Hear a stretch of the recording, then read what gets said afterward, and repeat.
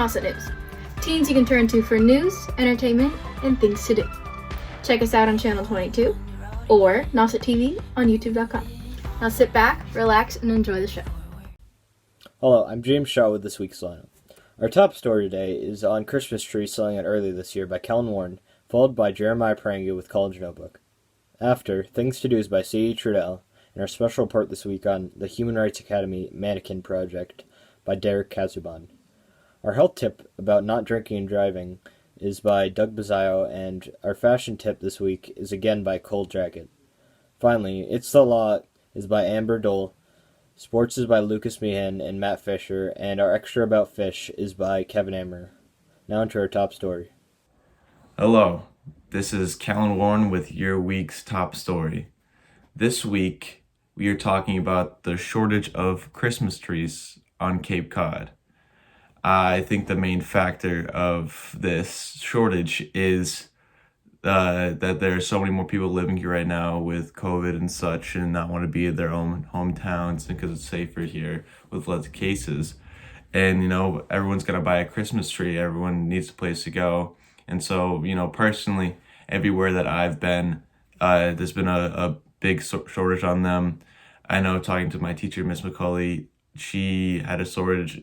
She was having problems finding one also with the shortage and such, and had to settle with a very small, not the best Christmas tree. And me, myself, I have gotten the most pathetic Christmas tree I've ever seen in my life, and I will show you it right now. Here's my Christmas tree. It's on a stand right now, but when it's down on the ground level, it's about right up to my waist. And it was literally the last Christmas tree they had left. And there's a reason why, because it's pretty pathetic. You gotta, you get what you get. You don't get upset, I guess. This has been Kellen Warren with your week's top story. I hope everyone has a great holiday vacation, and we'll see you next time. Thank you. Hello, my name is Jeremiah Pranga with this week's College Notebook. This week's college is Utah State University, which is located in Logan, Utah. It is a great institute with roughly 17,000 undergraduate students. The Utah State acceptance rate is 89%. Popular majors include liberal arts and humanities, economics, and communications, though there are lots more majors because it's such a big university. The graduation rate is only 50%, which is high relative to the other colleges in the nation.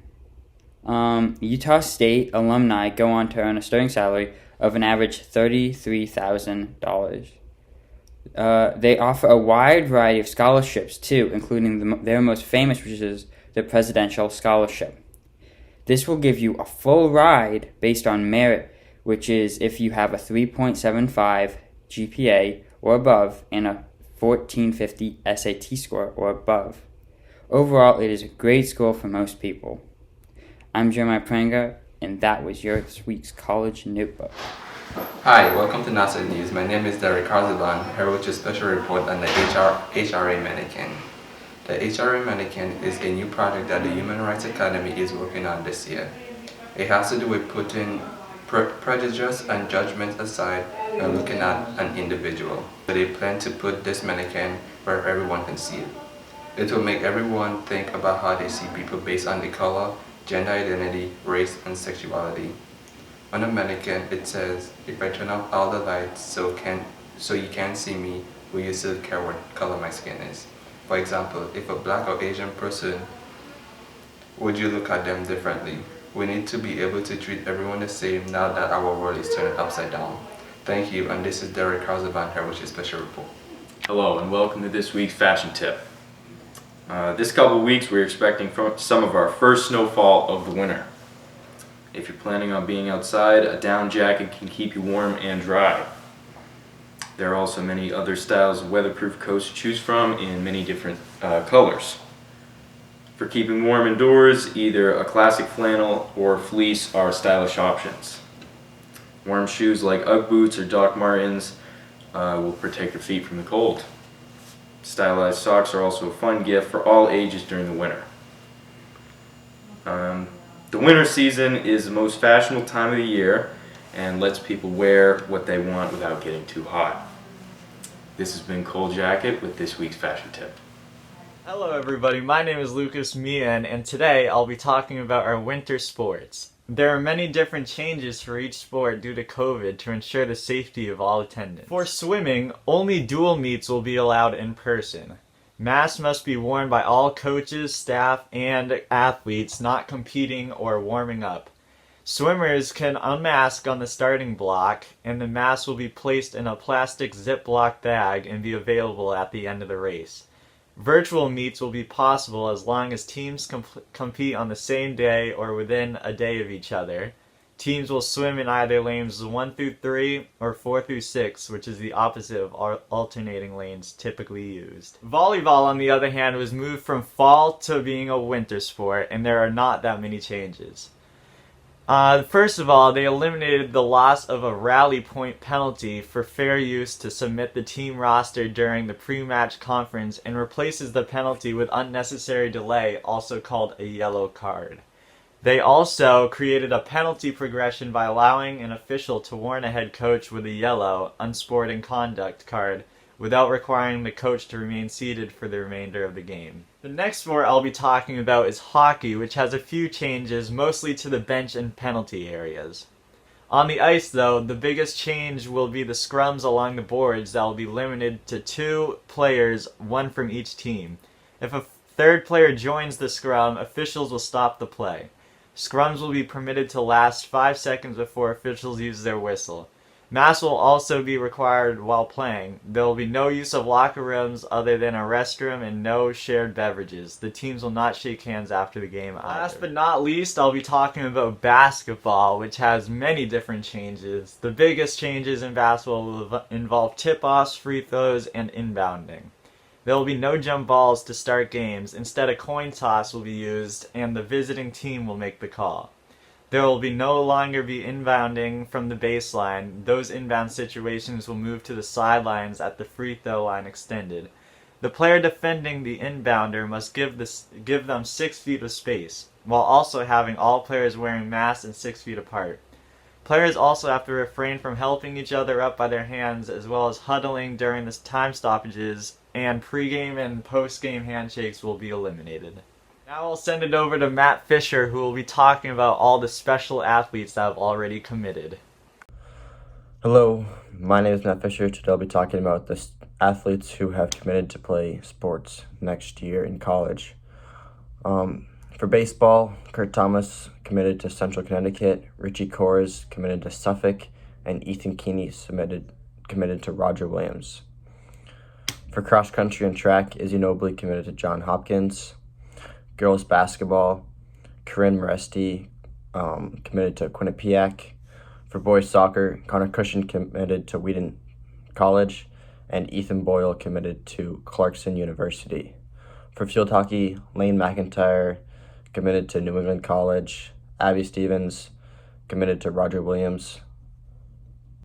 Those are all the senior athletes as of now that have committed to play collegiate sports. I wish all the best of luck to all those athletes next year.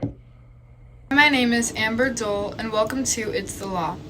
Many underage individuals seek the possession of alcohol, however cannot legally purchase it.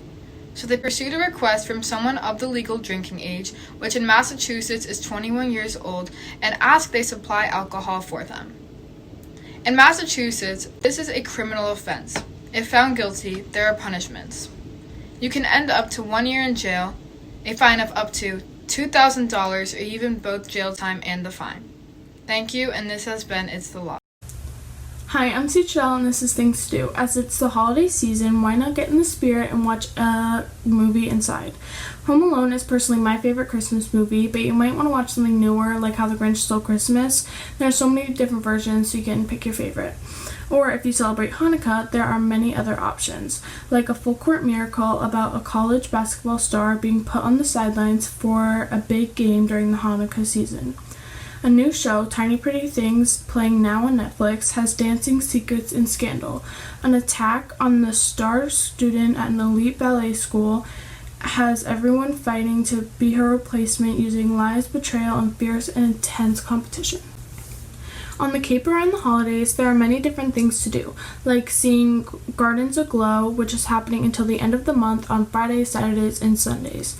At Heritage Farms, they are using their beautiful gardens with more than 10 miles of sparkling lights for everyone to go see. There are marshmallow roastings, visits with Santa Claus, and music and special performances. If you make your way over to Provincetown, the lights on the Pilgrim Monument will be dazzling in the sky all month. The lights on the statue are beautiful, and they are celebrating the Pilgrims' first landing in Provincetown in 1620. I'm Sage Shadal, and this is Things to Do. Hello to this week's special edition of the Health Tip. And happy holidays to all those who celebrate festivities this time of year. This week I will be talking about the importance of, first off, not drinking and driving, and some of the winter conditions that set up many drivers for failure. Because the winter vacation is so close, many people are caring less and less about their safety as drivers on the road. They're getting carefree. Even during this holiday season, safety rules number one to all drivers who need to take some caution during the sketchy weather, including me. Drinking alcohol before driving is a very bad idea any time of year, but is made even worse with the unpredictable weather and icy road conditions that usually follow in the winter. Stay away from the festive alcohol and stick to plain eggnog while cruising from family to friends' houses during Christmas Eve. Remember, folks, safety, safety, safety. It is number one priority around these holidays, so think about your own well-being and the well-being of those around you. Thank you for watching this holiday edition of the Health Tip. I'm Doug Vizio, and have a wonderful day. Hi, I'm Kevin Amaro here with this week's Extra on Nauset News, and today I will be talking about fishing. My dad, he's a local fisherman here in New England. My grandpa is also, it started with my grandpa, his dad actually, so my great-grandpa, he was a fisherman. My grandpa helped him, and now my dad helped him, and now my dad's a fisherman, and my older brother's helping him. So it's like 3 or 4 generations of fishermen. So we've dealt with a lot of fish. We can say that we do really love fish. And our favorite fish, personally, is cod. My dad loves to bring cod home. He hasn't for a while, though, because it's not the right season for that. He's been scalloping lately. But when we do bring home cod, or when he does bring home cod, my mom cooks it, and it is so good. Her favorite thing to do is, she told me what she does. She dips it in egg/milk mixture, and then mixes it with Italian breadcrumbs, and then puts it in a lightly coated fry pan with olive oil. So that's one way she does it. Another way is she puts it in the oven, but before she does, she puts on mayonnaise and dill on top of it. So it's pretty basic, but it tastes so good. We love fish. We love seafood. We're lucky that we get it all the time. Right now, it's hard to go fishing just because the weather. Everything is based off the weather. If it's windy outside, my dad can't go. If it's raining, he doesn't like to go. If it's cold, but it's nicer, he can go. It's just really cold for him. So it's not like a consistent 9-to-5 job like most people have, but it gets the job done. So that was this week's Extra on Nauset News, and we'll see you next time.